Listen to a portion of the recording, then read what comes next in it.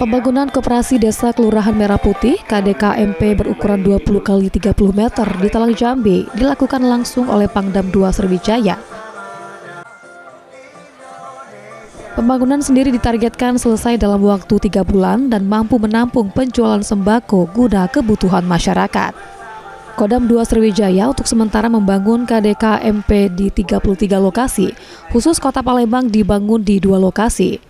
Kodam II Sriwijaya sendiri terus berkomitmen bersama pemerintah daerah dan Kementerian Koperasi akan membangun KDKMP lainnya. Kita secara serentak sebanyak 33 titik.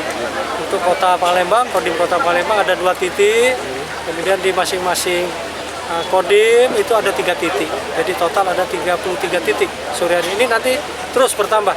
Ya, nanti ada lokasi lagi, kita sama-sama dengan Kementerian Koperasi, dengan Dinas Pangan Nasional, dan pemerintah setempat untuk melaksanakan pembangunan. Pembangunan KDKMP ditargetkan dibangun sebanyak 80.000 di berbagai lokasi. Dengan adanya KDKMP ini mampu membangun perekonomian desa maupun kelurahan. Bahkan seluruh anggotanya ialah warga yang ada di sekitar desa maupun kelurahan.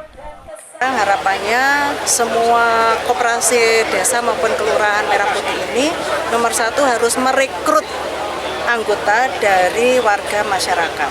Memang kalau dengan seperti ini kan betul-betul real bahwa pemerintah hadir untuk masyarakat desa maupun kelurahan. Profesor Ambar memastikan jika masyarakat yang membeli barang-barang di KDKMP akan lebih murah dibandingkan di tempat lainnya. Tim Liputan PAL TV.